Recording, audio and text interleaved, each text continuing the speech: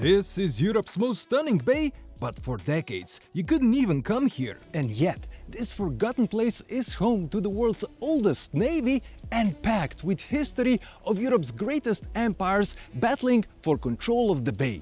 But the Cold War buried Kotor under secrets the world was never meant to see.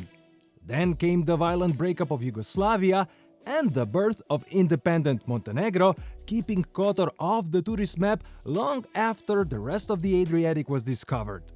And while cruise ships have recently started to arrive, Outside peak summer, this bay still feels quiet, mystical and undiscovered. So join me in this episode of Hidden Europe as we uncover Kotor's bay's rich heritage, Cold War secrets, stunning beaches and majestic mountains, all to create the ultimate list of the best things to do in Kotor Bay. at the heart of the bay lies Kotor's Old Town. With its labyrinth of stone streets and Venetian charm, it rivals the very best towns on the Adriatic. But here, instead of endless tour groups, you'll find quiet alleys, sleepy cafes, and locals going about their day. This timeless maze of stone has stood for centuries, and it all begins at the sea gate. The main entrance immediately reveals the layers of empires that once ruled here. Built by the Venetians in the 1500s, it should carry the winged lion of Venice, but instead it has a five-pointed star, the symbol of Tito's partisans. Beneath it, the World War II liberation date. Above it, one of Tito's slogans, "We don't want what isn't ours, and we won't give up what is ours."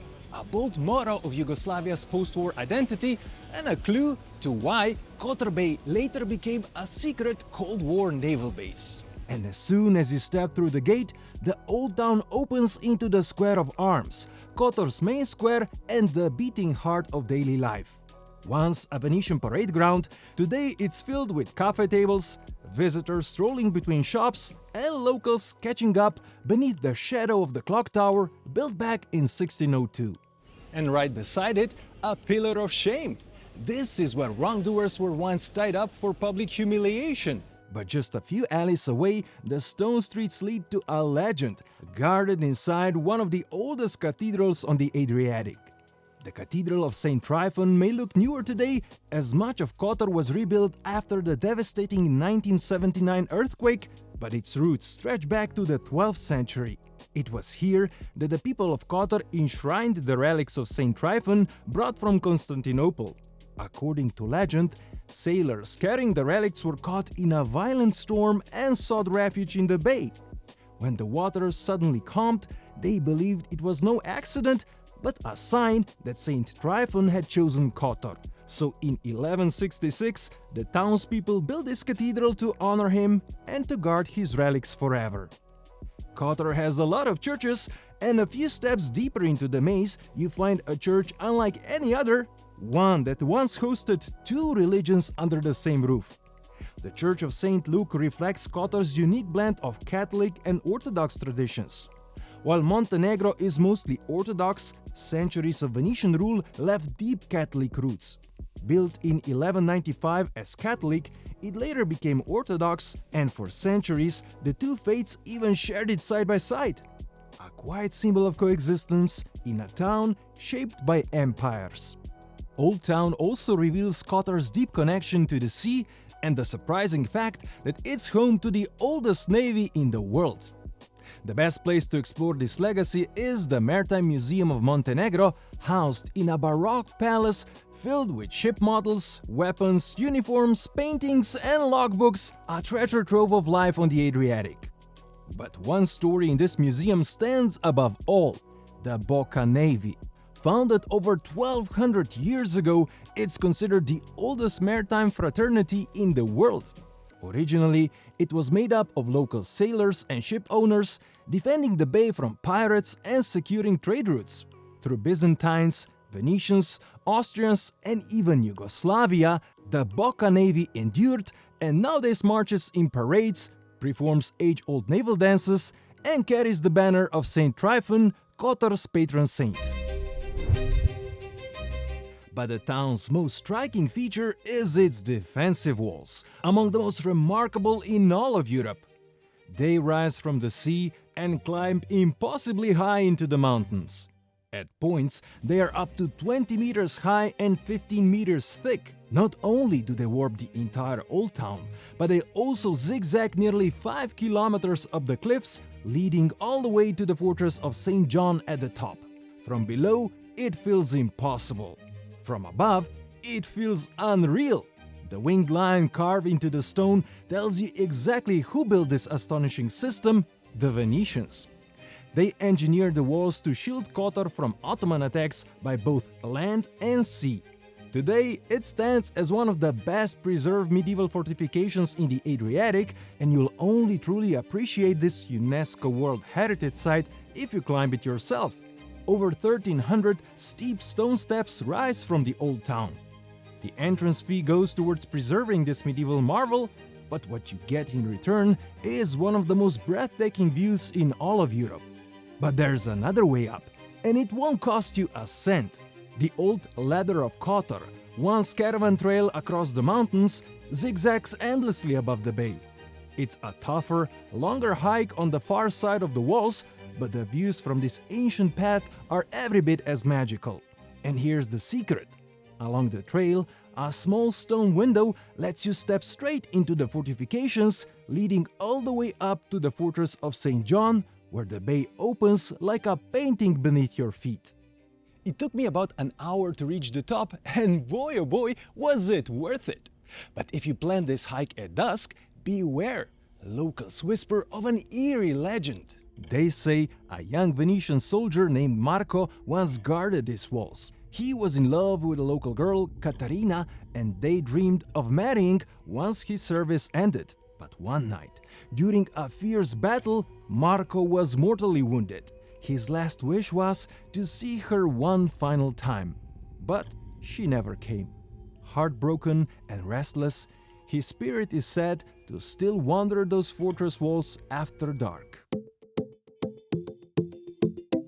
Marco's tale is just one of many the Venetians left behind, and nowhere shows their legacy better than in the small village of Perast. This village guarded the Kotor's Bay narrowest point, where entry could be controlled with cannons and courage. Though small, Perast grew rich on shipbuilding and seamanship, its wealth reflected in grand stone palaces and the tall bell tower of St. Nicholas Church. But Perast's most unique and magical spots aren't on land at all. They float just offshore. 2 islets, each with its own story. And the best way to visit them is by boat. Which brings me to today's sponsor, Get Your Guide, the world's leading platform for travel experiences. Whether it's hidden gems like this in Kotor Bay or world-famous landmarks, you can easily book among more than 110,000 activities in over 150 countries. I've been using Get Your Guide for the past 3 years, and it's a total game changer.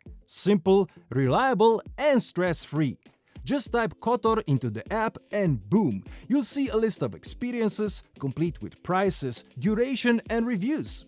Tap the one you like, check out the photos and details, pick your date, hit book now, and that's it. No lines, no paper tickets, everything's in the app.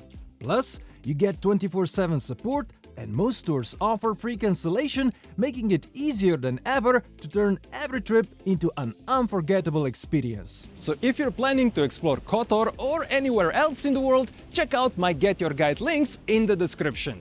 After booking your boat trip, you'll discover one of the bay's true wonders, the islet of Our Lady of the Rocks. Boats from Perast shuttle visitors back and forth in minutes, or you can join a longer trip from Kotor like I did via Get Your Guide that usually combines several of the bay's highlights. This tiny islet is crowned with a Baroque church from the 1600s, and here's the crazy part. The island itself is completely man-made. Legend tells that in 1452, 2 brothers from Perast found an icon of the Virgin Mary on a rock at sea. One of them was gravely ill, and after praying before the icon, he was miraculously healed. The townsfolk took it as a divine sign and vowed to build a sanctuary right there on the water. For centuries, sailors kept tossing stones and even sinking old ships until the island finally rose from the sea. each July, the tradition continues as locals row out to throw rocks into the bay, a living ritual that's carried on for more than 500 years. And right beside it lies the natural islet of St. George. It holds a Benedictine monastery from the 1100s and a cemetery of the noble families. This one, however, is off-limits, admired only from the water, preserving its silence. But while the waters whisper with legend and devotion, the mountains above Kotor thunder with a very different story, one of cannons, soldiers and empires. After 400 years of Venetian rule, Napoleon's French army briefly seized the bay before the Austrians marched in. Over the next century, they carved colossal forts into the ridges, turning Kotor into a mountain stronghold from which they could track every ship, every move, every threat. Today the forts are abandoned, unmaintained and completely free to explore. That's what makes them so thrilling. No tickets, no safety rails, just raw adventure. And the views are unbelievable. The most accessible Austrian fortress is Fort Goražda.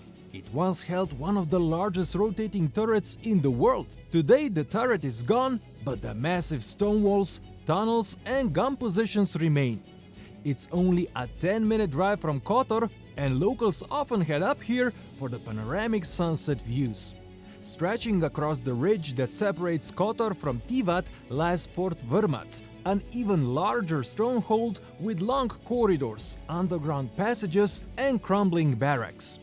Perched on the opposite side of the bay, Fort Kabala guarded the narrow entrance into Kotor. Smaller than Goražda or Vrmac, it was built to work in tandem with the other strongholds, creating a crossfire that made the bay nearly impregnable. Today, Kabala is little more than ivy-covered ruins. But the most scenic is a perfectly round island fortress known as Mamula, strategically positioned at the entrance to Kotor Bay. Along with other forts on nearby peninsulas, enemy ships had no chance to enter the bay.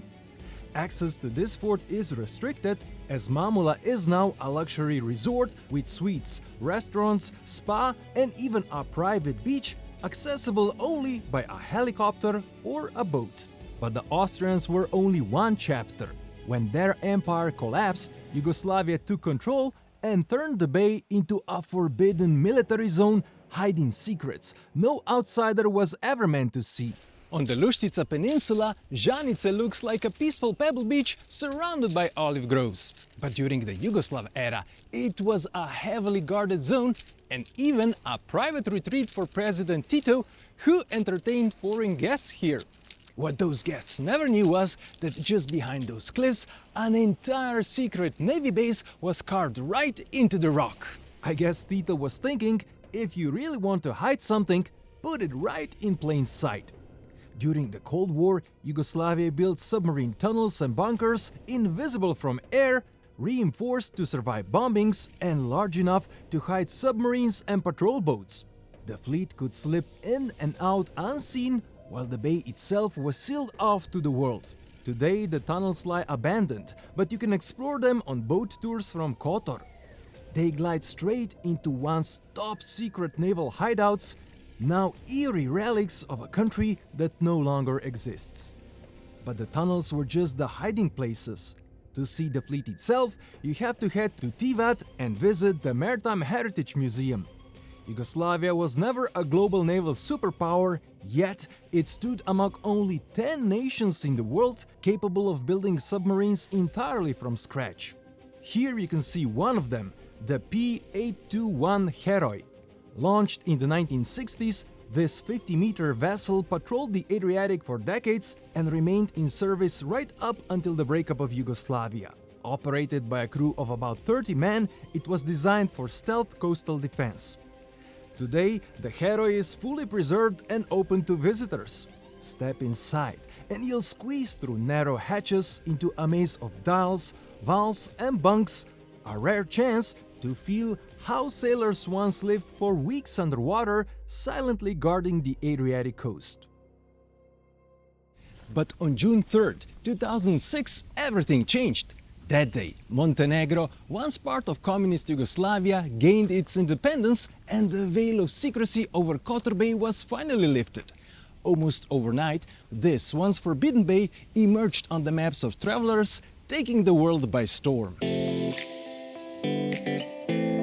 And once the bay opened, people didn't just come for history. They came to slow down by the water. Kotor Bay's calm shoreline is dotted with pebble beaches and stone piers where locals dive straight into the Adriatic. Once Tito's private retreat, Žanice is now one of the bay's most popular beaches, a long, white pebble shore surrounded by olive groves. The water is calm and clear with plenty of bars and loungers in summer. Just beyond the bay's mouth lies Plavi Horizonti, the only sandy beach in the area where locals go when they want a proper beach day. And just nearby lies one of the most popular spots, the Blue Cave. Sunlight filters through an underwater opening, bouncing off the seabed and flooding the cave with neon blue. The best time to see it is around midday when the light is at its most dramatic. Tours almost always combine the cave with other highlights like Mamula Fortress, the old submarine tunnels, and Our Lady of the Rocks. Boats glide straight inside, and you can even dive into this glowing blue water or swim nearby. And across the bay, Murin is a pure postcard charm. Pebble shores, mountain views, and family-run seafood restaurant right on the water make it a local favorite for lazy afternoons. But Kotor Bay isn't only about seafood. The mountains above the bay bring their own flavors. And the one dish you can't miss is Njeguški steak, a juicy cut of beef stuffed with smoky Njeguški ham and cheese, then wrapped in some more ham and fried to perfection. Named after the mountain town of Njeguški, it's a true staple of Montenegrin cuisine. But the most impressive thing rising above the bay is Mount Lovćen, the crown of the region and the mountain that gave Montenegro its very name. From the bay below, its dark slopes look so striking that Venetians called the land Montenegro, the Black Mountain. After climbing the 461 steps, you'll reach the very peak and the Njeguš Mausoleum, the highest in the world. It honors Petar II Petrović Njeguš, the poet, philosopher, and king, often called the father of the Montenegrin nation. Here, history meets landscape. On one side, the Adriatic Sea, on the other, endless mountains. Monument or not, the view alone is unforgettable. And Lovćen even comes with its own legend. Sailors once blamed sudden Adriatic storms on a three-headed dragon that lived up here. They said when it was angry, the seas would rise. But when respected, it protected the bay from invaders. But that's just one side of Lovćen. On the slopes above Kotor, a whole new adventure zone has opened. The Kotor cable car whisks you from the bay straight into the mountains with stunning views all the way up. At the top station, the adventure really begins. You'll find climbing towers, cycling trails, hiking paths, and the star of the show, the Alpine Coaster. Strapped into a sled on rails, you control the speed as you twist and dive through forest, from gentle curves to thrilling drops. It's part roller coaster, part mountain ride, and pure fun for all ages. And when you're ready to catch your breath, there are restaurants and bars up here where you can sit back over a drink or a meal, taking in sweeping views of Kotor Bay and the mountains beyond. From here you can also explore deeper into the Montenegro's Black Mountain, rent an e-bike or hop on a transfer to reach Njeguš Mausoleum. So it's clear that Kotor Bay is transforming fast from a once forbidden military zone into one of Europe's most exciting travel destinations. Cruise ships may be arriving, but outside the summer rush, this bay still feels like a hidden gem. Did Kotor surprise you? Did you know the story before? Drop a comment below, cause I'd love to hear your thoughts and answer your questions.